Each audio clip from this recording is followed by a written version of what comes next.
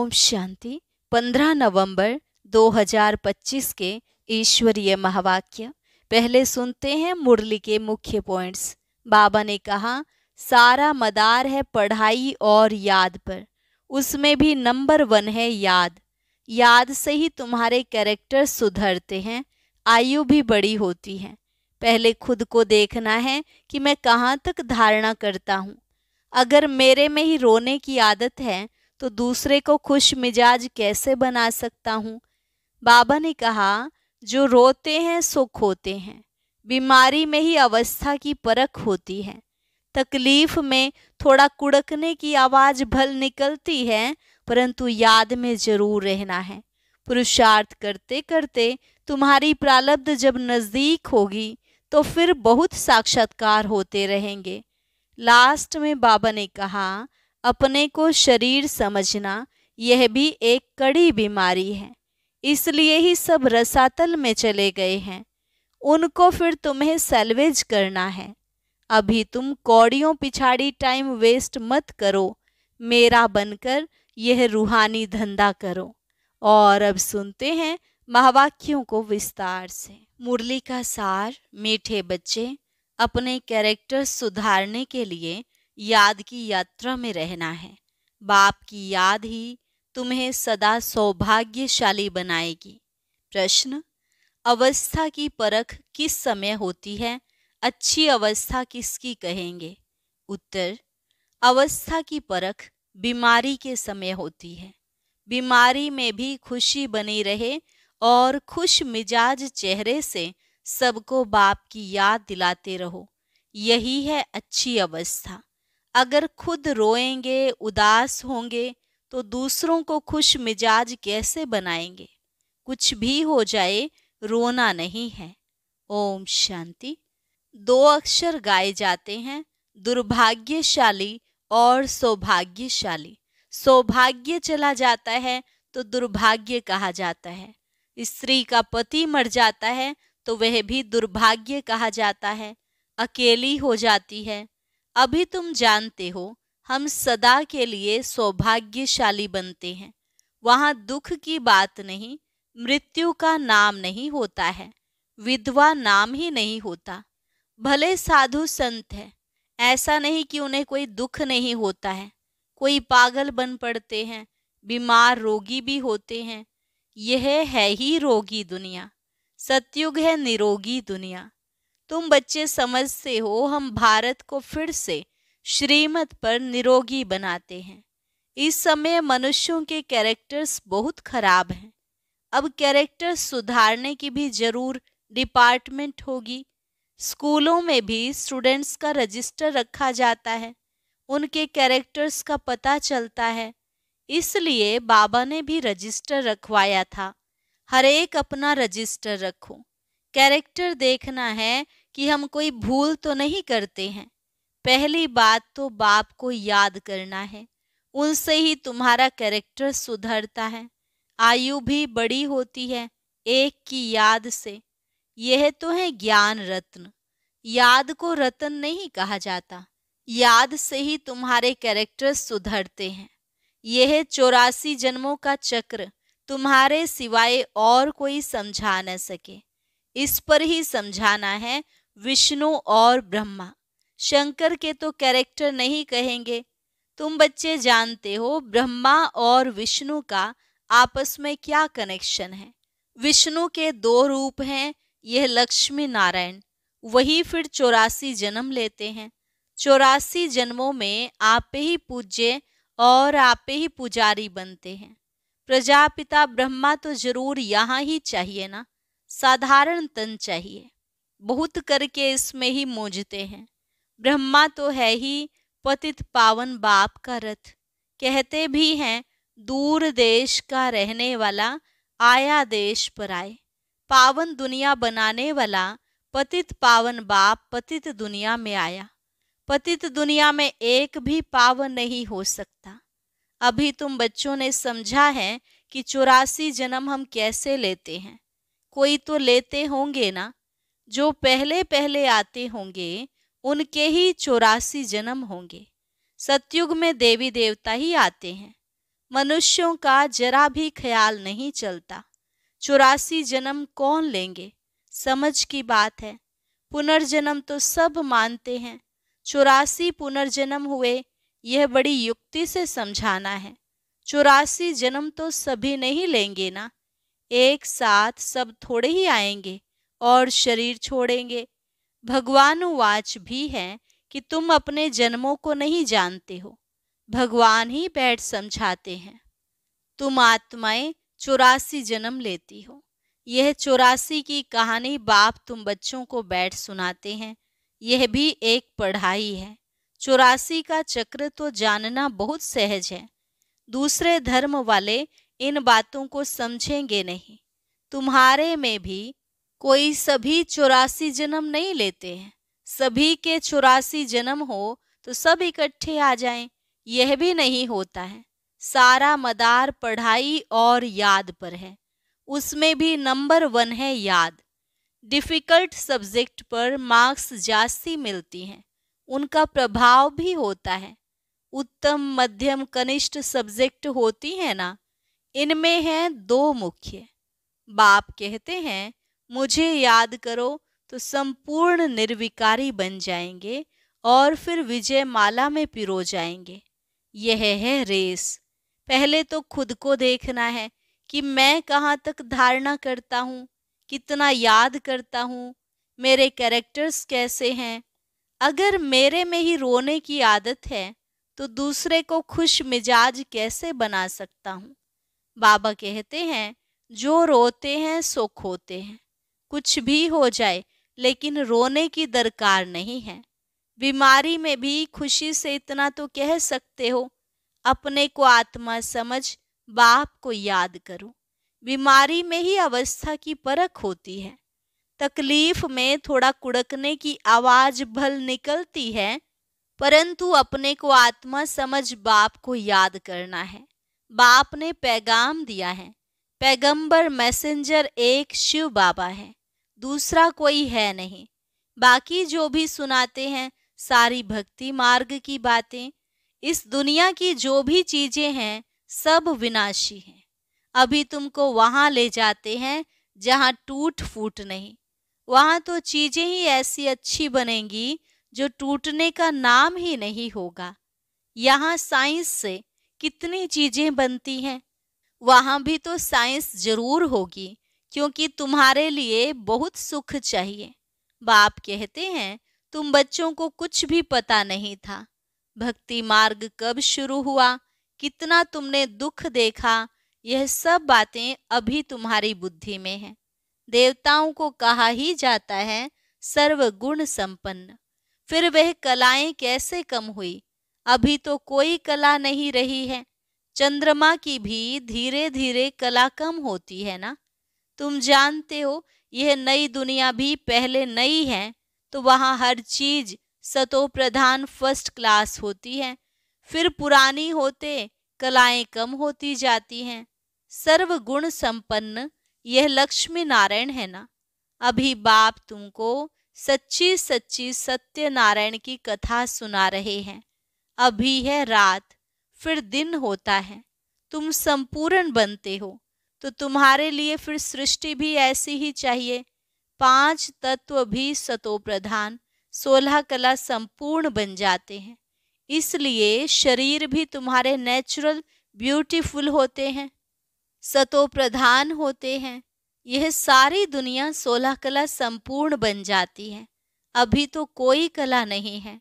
जो भी बड़े से बड़े लोग हैं अथवा महात्मा आदि हैं, यह बाप की नॉलेज उनकी तकदीर में ही नहीं है।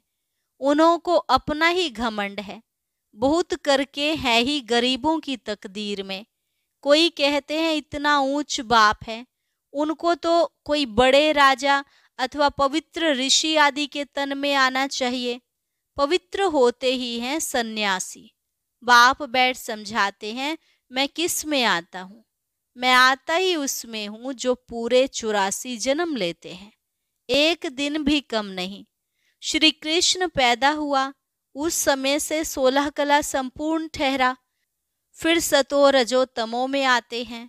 हर चीज पहले सतो प्रधान फिर सतो रजो तमो में आती है। सतयुग में भी ऐसे होता है। बच्चा सतो प्रधान है, फिर बड़ा होगा तो कहेगा अब हम यह शरीर छोड़ सतो प्रधान बच्चा बनता हूँ। तुम बच्चों को इतना नशा नहीं है, खुशी का पारा नहीं चढ़ता है। जो अच्छी मेहनत करते हैं खुशी का पारा चढ़ा रहता है, शक्ल भी खुशनुमा रहती है। आगे चल तुमको साक्षात्कार होते रहेंगे। जैसे घर के नजदीक आकर पहुंचते हैं तो फिर वह घर बार मकान आदि याद आता है ना, यह भी ऐसे है। पुरुषार्थ करते करते तुम्हारी प्रारब्ध जब नजदीक होगी तो फिर बहुत साक्षात्कार होते रहेंगे, खुशी में रहेंगे। जो नापास होते हैं तो शर्म के मारे डूब मरते हैं। तुमको भी बाबा बता देते हैं, फिर बहुत पछताना पड़ेगा। अपने भविष्य का साक्षात्कार करेंगे, हम क्या बनेंगे। बाबा दिखलाएंगे यह विकर्म आदि किए हैं। पूरा पढ़े नहीं, ट्रेटर बने, इसलिए यह सजा मिलती है। सब साक्षात्कार होगा, बिगड़ साक्षात्कार सजा कैसे देंगे। कोर्ट में भी बताते हैं तुमने यह किया है, उसकी सजा है। जब तक कर्मातीत अवस्था हो जाए तब तक कुछ न कुछ निशानी रहेगी। आत्मा पवित्र हो जाती है, फिर तो शरीर छोड़ना पड़े, यहाँ रह ना सके, वह अवस्था तुमको धारण करनी है। अभी तुम वापस जाए फिर नई दुनिया में आने के लिए तैयारी करते हो। तुम्हारा पुरुषार्थ ही यह है कि हम जल्दी जल्दी जाएं, फिर जल्दी जल्दी आएं। जैसे बच्चों को खेल में दौड़ाते हैं ना, निशान तक जाकर फिर लौट आना है। तुमको भी जल्दी जल्दी जाना है, फिर पहले नंबर में नई दुनिया में आना है। तो तुम्हारी रेस है यह। स्कूल में भी रेस कराते हैं ना, तुम्हारा है यह प्रवृत्ति मार्ग। तुम्हारा पहले पहले पवित्र ग्रस्त धर्म था, अभी है विशेष, फिर वाइसलेस वर्ल्ड बनेगा। इन बातों को तुम सिमरन करते रहो तो भी बहुत खुशी रहेगी। हम ही राज्य लेते हैं फिर गंवाते हैं। हीरो हीरोइन कहते हैं ना, हीरे जैसा जन्म लेकर फिर कौड़ी जैसे जन्म में आते हैं। अभी बाप कहते हैं तुम कौड़ियों पिछाड़ी टाइम वेस्ट मत करो। यह कहते हैं हम भी टाइम वेस्ट करते थे, तो हमको भी कहा अब तो तुम मेरा बनकर यह रूहानी धंधा करो। तो झट सब कुछ छोड़ दिया। पैसे कोई फेंक तो नहीं देंगे, पैसे तो काम में आते हैं। पैसे बिना कोई मकान आदि थोड़े ही मिल सकता। आगे चल बड़े बड़े धनवान आएंगे, तुमको मदद देते रहेंगे। एक दिन तुमको बड़े बड़े कॉलेज यूनिवर्सिटी में भी जाकर भाषण करना होगा कि यह सृष्टि का चक्र कैसे फिरता है। हिस्ट्री रिपीट होती है आदि से अंत तक। गोल्डन एज से आयरन एज तक सृष्टि की हिस्ट्री ज्योग्राफी हम बता सकते हैं। कैरेक्टर्स के ऊपर तो बहुत समझा सकते हो। इन लक्ष्मी नारायण की महिमा करो। भारत कितना पावन था, दैवी कैरेक्टर्स थे, अब तो विशेष कैरेक्टर्स है। जरूर फिर चक्र रिपीट होगा। हम वर्ल्ड की हिस्ट्री ज्योग्राफी सुना सकते हैं। वहाँ जाना भी अच्छे अच्छे को चाहिए। जैसे थियोसॉफिकल सोसाइटी है, वहाँ तुम भाषण करो। श्री कृष्ण तो देवता था, सतयुग में था। पहले पहले है श्री कृष्ण, जो फिर नारायण बनते हैं। हम आपको श्री कृष्ण के 84 जन्मों की कहानी सुनाए जो और कोई सुना न सके। यह टॉपिक कितनी बड़ी है, होशियार को भाषण करना चाहिए। अभी तुम्हारे दिल में आता है हम विश्व के मालिक बनेंगे, कितनी खुशी होनी चाहिए। अंदर बैठ यह जाप जपो, फिर तुमको इस दुनिया में कुछ भासेगा नहीं। यहाँ तुम आते ही हो विश्व का मालिक बनने, परम पिता परमात्मा द्वारा। विश्व तो इस दुनिया को ही कहा जाता है। ब्रह्मलोक व सूक्ष्म वतन को विश्व नहीं कहेंगे। बाप कहते हैं मैं विश्व का मालिक नहीं बनता हूँ, इस विश्व का मालिक तुम बच्चों को बनाता हूँ। कितनी गुह्य बातें हैं। तुमको विश्व का मालिक बनाता हूँ, फिर तुम माया के दास बन जाते हो। यहाँ जब सामने योग में बैठाते हो तो भी याद दिलानी है, आत्म अभिमानी हो बैठो, बाप को याद करो। 5 मिनट बाद फिर बोलो। तुम्हारे योग के प्रोग्राम चलते हैं ना, बहुतों की बुद्धि बाहर चली जाती है, इसलिए 5-10 मिनट बाद फिर सावधान करना चाहिए। अपने को आत्मा समझ बैठे हो, बाप को याद करते हो, तो खुद का भी अटेंशन रहेगा। बाबा यह सब युक्तियां बतलाते हैं। घड़ी घड़ी सावधान करो, अपने को आत्मा समझ शिव बाबा की याद में बैठे हो तो जिनका बुद्धि योग भटकता होगा वह खड़े हो जाएंगे। घड़ी घड़ी यह याद दिलाना चाहिए, बाबा की याद से ही तुम उस पार चले जाएंगे। गाते भी हैं खिवैया नैया मेरी पार लगाओ, परंतु अर्थ को नहीं जानते। मुक्ति धाम में जाने के लिए आधा कल्प भक्ति की है, अब बाप कहते हैं मुझे याद करो तो तुम मुक्ति धाम में चले जाएंगे। तुम बैठते ही हो पाप कटने लिए, तो फिर पाप करने थोड़े ही चाहिए, नहीं तो फिर पाप रह जाएंगे। नंबर 1 यह पुरुषार्थ है, अपने को आत्मा समझ बाप को याद करो। ऐसे सावधान करते रहने से अपना भी अटेंशन रहेगा, खुद को भी सावधान करना है। खुद भी याद में बैठें तब औरों को बिठाएं। हम आत्मा हैं, जाते हैं अपने घर, फिर आकर राज्य करेंगे। अपने को शरीर समझना यह भी एक कड़ी बीमारी है, इसलिए ही सब रसातल में चले गए हैं, उनको फिर सैल्वेज करना है। अच्छा, मीठे मीठे सिकिलधे बच्चों प्रति मात पिता बाप दादा का याद प्यार और गुड मॉर्निंग। रूहानी बाप की रूहानी बच्चों को नमस्ते, रूहानी बच्चों की रूहानी बाप दादा को नमस्ते नमस्ते, गुड मॉर्निंग। शुक्रिया बाबा, शुक्रिया। धारणा के लिए मुख्य सार, अपना टाइम रूहानी धंधे में सफल करना है, हीरे जैसा जीवन बनाना है, अपने को सावधान करते रहना है, शरीर समझने की कड़ी बीमारी से बचने का पुरुषार्थ करना है, कभी भी माया का दास नहीं बनना है, अंदर में बैठ जाप जपना है कि हम आत्मा हैं, खुशी रहे, हम बेगर से प्रिंस बन रहे हैं। वरदान, अनुभवों के गुह्यता की प्रयोगशाला में रहे, नई रिसर्च करने वाले अंतर्मुखी भव। अनुभवों के गुह्यता की प्रयोगशाला में रहे, नई रिसर्च करने वाले अंतर्मुखी भव। जब स्वयं में पहले सर्व अनुभव प्रत्यक्ष होंगे तब प्रत्यक्षता होगी।